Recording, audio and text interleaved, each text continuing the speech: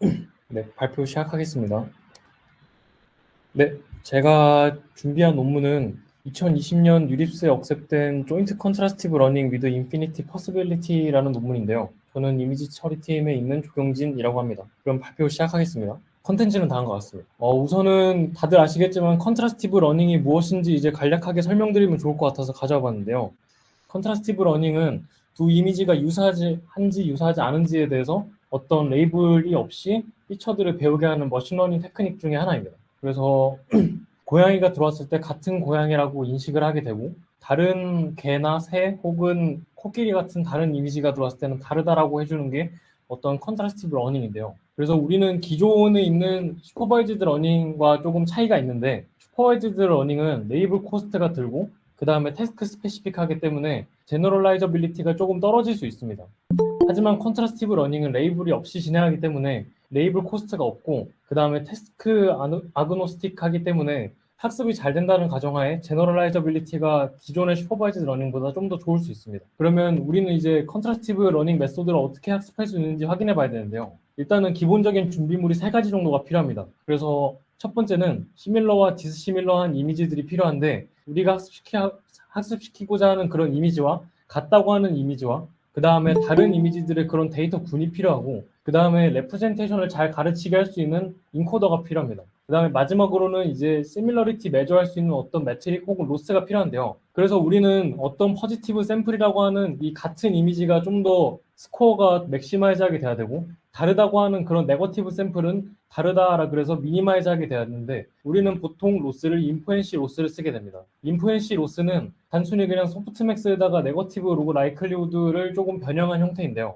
제가 간략하게 준비해왔는데 이 뮤처 인포메이션을 맥시마이즈하는 방향이 인포엔시 로스에 숨겨져 있습니다. 해당에 대한 이런 수식은 컨트라스티브 프리딕티브 코딩이라고 하는 논문에 있는 건데 제가 그대로 가져왔습니다. 그래서 이것들을 복잡한 수식을 다 제외하고 간략하게만 소개를 드리자면 내가 어떤 인포엔시라는 로스가 들어있을 때 이것들을 뮤처 인포메이션 식을 꼴을 나타내게 만들어서 이러한 비례식을 만든 다음에 이런 비례식에 대한 꼴을 인포엔시 로스 안에 넣어서 이 수식을 잘 정리하다 보면 맨 마지막에 이제 어떤 뮤처 인포메이션에 대한 식이 이렇게 꼴이 나오게 되는데 뮤처 인포메이션이 높아질수록 로스는 미니마이즈 되기 때문에 로스를 미니마이즈 하게 되는 방향은 뮤처 인포메이션이 최대화되는 방향이고 그 다음에 뮤처 인포메이션이 최대가 되려면 배치 사이즈가 커야 된다라는 이런 점들을 제기한 CPC 논문이었습니다. 그래서 이런 CPC 논문을 통해서 인포엔시 로스를 확인해 봤고요. 그 다음에 셀프 슈퍼바이즈드 러닝입니다. 셀프 슈퍼바이즈드 러닝은 크게 2가지로 나뉠 수 있는데 첫 번째는 프리텍스트 태스크라는 점과 다운스트림 태스크가 있습니다. 프리텍스트 태스크에서는 레이블이 없이 진행하는 방식으로 우리가 어떤 레이블을 주지 않고 어떤 사전에 정의된 태스크들을 풀게 하는 그런 전략이고요. 그 다음에 이제 널리지 트랜스포머를 거쳐서 레이블을 1% 혹은 전부를 줘서 슈퍼바이즈드 러닝과 이제 비교하는 방식입니다. 그 다음은 이제 프리텍스트 태스크에 대해서 간략하게 고전에 사용되었던 3가지 정도로 가져와 봤는데 첫 번째는 로테이션입니다. 로테이션은 0도, 90도, 180도, 270도에 대한 랜덤 디그리를 준 다음에 4클래스 클래시피케이션으로 문제를 풀게 하는 방식입니다. 두 번째는 이제 직소 퍼즐인데 저렇게 3x3에 대한 패치를 뜯어서 랜덤 셔플한 다음에 순열을 마치도록 하는 퍼뮤테이션 프리딕션을 프리텍스트 태스크로 사용하고 있습니다. 마지막으로는 컨텍스트 프리딕션인데요. 어떤 상대적인 좌표를 준 다음에 이 위치가 어디에 있는지 마치도록 하는 프리텍스트 태스크가 있습니다. 그 다음에 이제 프리텍스트 태스크의 고전적인 저런 3가지를 제외하고 최신이라고 할 수 있는 이런 심CLR과 모코에 대한 2가지 정도 가져와 봤는데요.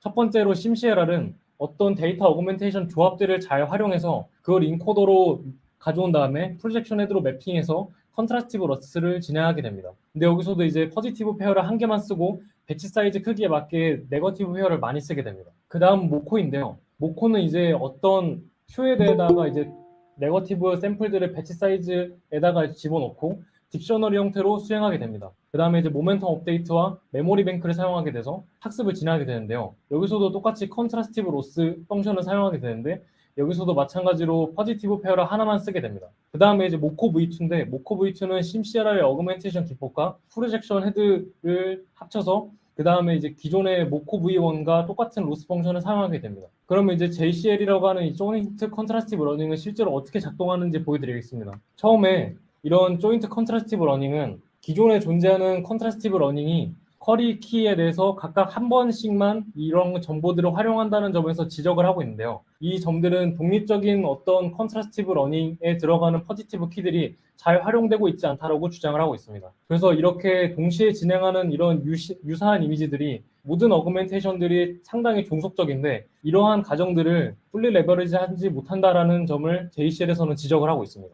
그래서 이것들을 단순하게 그냥 M개 정도 불렸을 때 이게 사실 자원상의 한계가 있어서 이것들을 실제로 집어넣기에는 한계가 있다라고 얘기를 하고 있는데요. 그래서 이것들을 어떤 통계적인 수치를 이용해서 멀티플 페어링에 대한 이런 목적을 달성하려고 시도한 게 JCL의 목적입니다. 그래서 바로 로스 펑션을 보여드리도록 하겠습니다.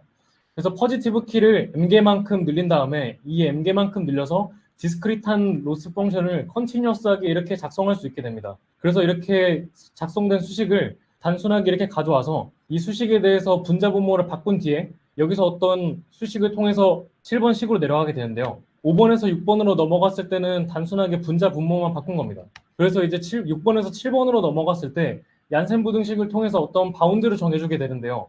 이 얀센 부등식을 통해서 어떤 바운드를 정해준 다음에 최종적인 수식으로는 8번 꼴이 됩니다. 그래서 제가 그 뒤에 설명드릴 이 임플리시트과 익스플리시트에 대해서 간략하게 소개를 드리자면 이 퍼지티브에 대해서는 임플리시트하게 배우고 네거티브 페어에 대해서는 익스플리시트하게 배운다는 게 이 논문의 주된 관점입니다. 그 다음에 이제 조인트 컨트라스티브 러닝은 이 퍼지티브 키에 대해서 어떤 에버리지 밸류들을 이렇게 가져오고 그 다음에 제로 센터링 한 다음에 코베런스 매트리스를 구해서 로스 펑션을 구행하게 되는 게 알고리즘의 끝입니다. 그 다음에 이제 어떤 가우시안 어썸션을 통해서 아까 말씀드렸던 7번식이 최종적인 8번식을 넘어간다고 말씀드렸는데 이 식은 어떤 가우시안 디스트리뷰션이 랜덤 베리어블 X를 따라서 이거에 대해서 뮤랑 시그마를 가져와서 이걸 어떤 MGF 식으로 나타낼 수 있게 됩니다.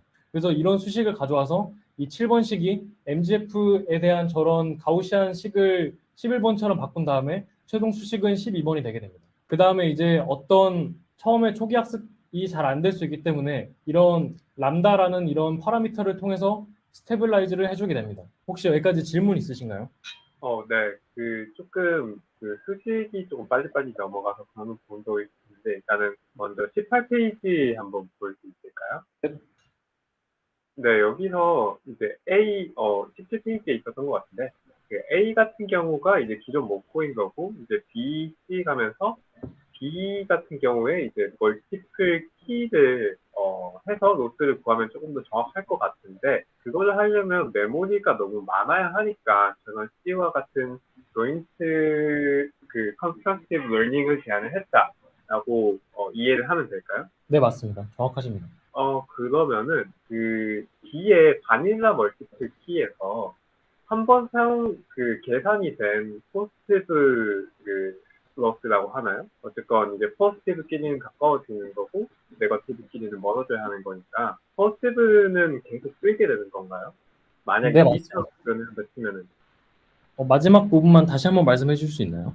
만약에 B처럼 구현을 한다 치면은 네네. 처음에 계산했던 포스티브를 계속 사용을 하게 되는 건가요? 그 모코에서 그대로 차용을 했다라고 했는데 이 모코에서는 네거티브 페어들을 딕셔너리 Q에다가 저장하지만 퍼지티브에 대해서는 어떤 딕셔너리를 저장하지 않기 때문에 바로 사용하고 사라지는 걸로 알면 될 것 같습니다. 그러면 이제 딕셔너리 제가 모코 논문이 좀 잘 기억이 안 나서 그런데 모코에서 그러면은 네거티브 샘플에 있는 큐들을 모두 한 번씩 로스를 계산을 할 때 사용을 하나요? 네, 맞습니다.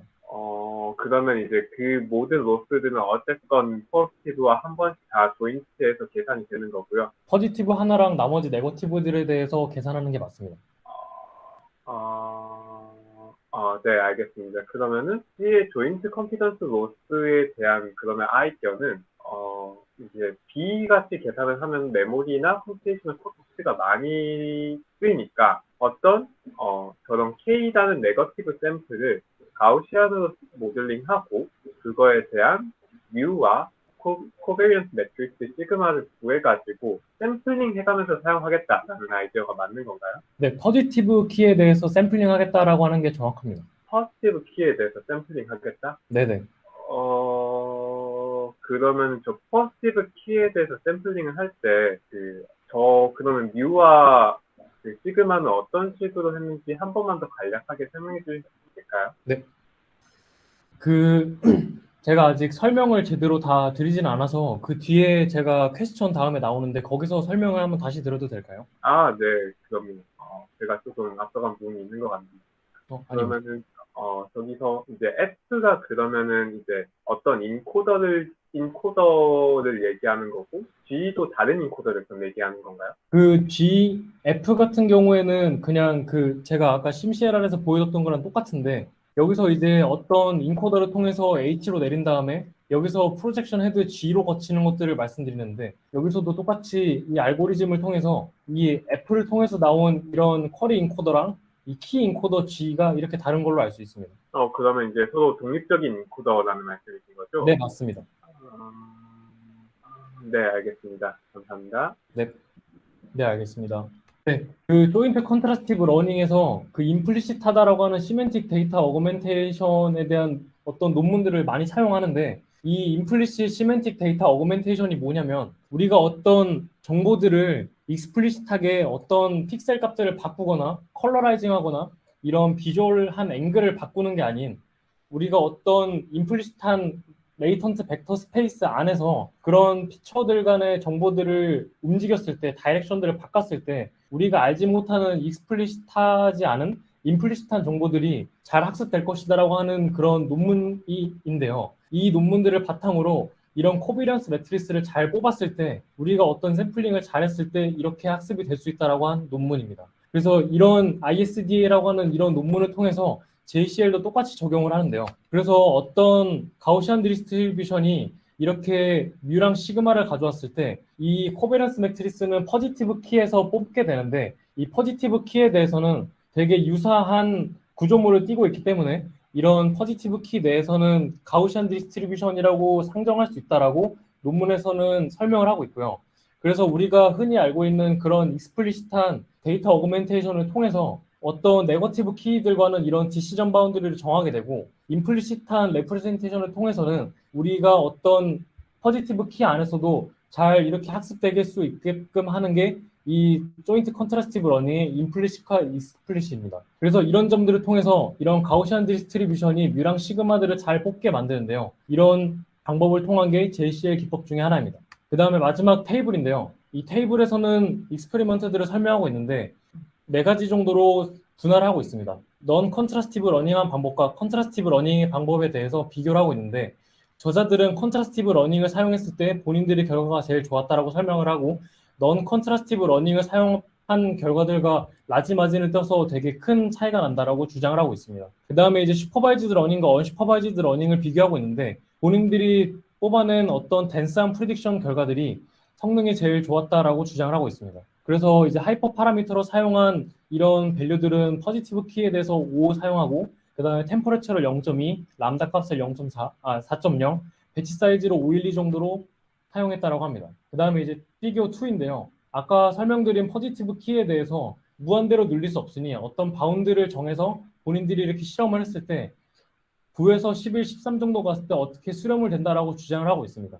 그 다음에 이제 어떤 시그마의 파라미터를 걸어줘서 람다 값을 걸어준 게 이제 4 정도 됐을 때 성능이 제일 좋았다라고 주장을 하고 있고 템퍼러처는 0.2 정도 잡았을 때 성능이 제일 좋았다라고 주장을 하고 있어요. 그 다음에 이제 피규어 3인데요. 이 피규어 3에서는 이 피규어 A는 어떤 레지넷 18 네트워크의 모코 V2랑 JCL과 비교를 하고 있는데 두 이미지 간의 어떤 비슷한 어그멘테이션을 줘서 그거에 대해서 코사인 시밀러리티를 비교했을 때 1에 가까울수록 잘 나와야 되는데 모코 V2보다 JCL이 좀 더 1에 가깝다라고 주장을 하고 있습니다. 그 다음에 피규어 3의 B는 두 이미지 간의 버라이언스가 낮으면 낮을수록 좋기 때문에 JCL이 좀 더 0에 가깝다라고 해서 본인들의 성능이 더 좋게 나왔다고 주장을 하고 있습니다. 최종 결론입니다. JCL은 어떤 인피니티한 넘버를 무한대로 늘렸을 때 각 인스턴스에 대해서 조인트하게 학습을 했다라고 임플리시트하게 포함하고 있다라고 주장을 하고 있고 그 다음에 아까 바닐라 멀티플 키에 대해서 인트랙티블 로스를 본인들은 어떤 통계치를 사용했기 때문에 프랙티컬한 임플리멘테이션을 통해서 좀 더 학습이 잘 됐다라고 주장을 하고 있고 기존에 아까 테이블로 설명드렸던 슈퍼바이즈드 러닝 메소드보다 본인들은 언슈퍼바이즈드 알고리즘을 통해서 좀 더 아웃퍼폼한 그런 결과들을 뽑아냈다라고 주장을 하고 있습니다. 네, 여기까지입니다. 혹시 질문 있으신가요? 아, 네네. 네네. 저한테는 30번 페이지가 아예 안 보여졌거든요. 혹시, 네네. 아니, 그, 발표가 여기까지면 저가 질문 하나 해도 될까요? 네네. 근데 아까 말씀드렸던 부분이 시그마를 어떻게 샘플링하냐라는 질문이었는데 그 네네. 부분이 아직 좀 저한테는 명확히 안 와닿아가지고 네네. 어, 그러면 그 알고리즘을 다시 한번 보여드리도록 하겠습니다. 네, 네. 여기 부분을 보시면 되는데요. 우리가 아까 쿼리랑 키에 대해서 어떤 함수를 통해서 이런 인코더를 통해서 이렇게 어떤 Q랑 K에 대해서 이렇게 뽑습니다. 그 다음에 이제 포지티브 키의 개수만큼 이 K가 생기는데 이거에 대해서 뮤를 그냥 평균을 치게 되고 그 다음에 이 코베런스 매트리스는 이 뮤랑 이 K를 통해서 이 시그마를 뽑게 되는 과정입니다. 그래서 어떤 샘플링하는 과정들은 이런 가우시안 어썸션을 통해서 그냥 유사하다라고 어떤 그런 포지티브 키에 대해서 그런 점들을 가정을 하고 시작하게 됩니다. 그러면 네거티브 키 뽑는 건 아까 모코랑 동일하다고 말씀해 주셨죠? 네네. 그러면은 논문에서 포지티브 페어랑 네거티브 페어의 개수는 동일하게 맞춰주는 건가요? 아닙니다. 네거티브 키에 대해서는 따로 개수에 대해서 설명하지 않고 있고요. 포지티브 키에 대해서는 아까 제가 보여드렸던 실험이 이 원래는 로스에서는 무한대로 돼 있지만 여기 포지티브 키에 대해서는 3부터 13까지의 실험을 보여주고 있습니다. 네거티브 키에서는 딱히 없지? 그래서 이제 아까 했던 게 5였나? 하여튼 그쯤에서부터 이제 뭐 성능이 크게 변화가 없었다라는 그 그래프가 있었던 것 같은데, 네네. 그러면은 실험에서 의문이 드는 게, 저렇게 샘플링을 5번만 하고 저런 민과 코베리언스를 계산을 했는데 어느 정도 정확하게 계산이 된다, 돼서 성능이 잘 나온다라는 결론이 나오는 거잖아요. 네, 맞습니다. 그러면 오히려 많이 했을 때는 더 정확한 민과 코베리언스가 나왔을 텐데 왜 성능이 조금 더 하락하는 부분이 있었는지 그 부분에 대해서는 논문에 어떤 언급이나 뭐 그런 뭐 어떤 얘기라든지 있었나요? 그런 논문에서는 따로 얘기는 없었고 그냥 포지티브 키에 대해서 13까지만 실험한 이런 피규어만 보여줬었습니다. 그냥 보고 그냥 우리가 여러 가지 실험해봤더니 이게 제일 잘 나오더라. 네네.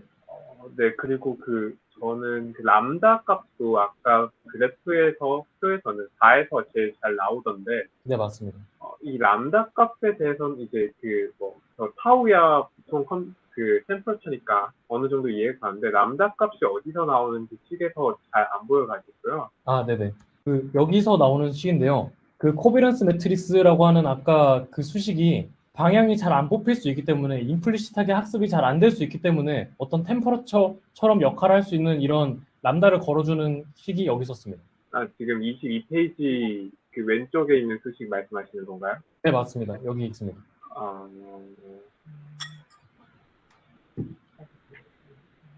그럼 본 논문에서는 결국에 실험해서 나온 결과는 이미지넷 클래시피케이션 테스트밖에 없는 건가요? 클래시피케이션 태스크에서는 이 정도로만 하고 있었고요. 디텍션에서는 그냥 이렇게 다양한 모델을 통해서만 했지 다양한 데이터셋에서는 하진 않았었습니다. 모델만 뭐 웨즈넷 18, 네네. 웨즈 50, 이런 모델 말씀하시는 거죠? 네, 맞습니다.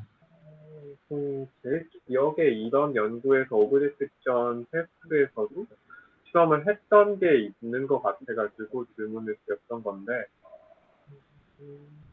네, 알겠습니다. 저는 그러면 질문 여기까지 하겠습니다. 네, 감사합니다. 네, 알겠습니다.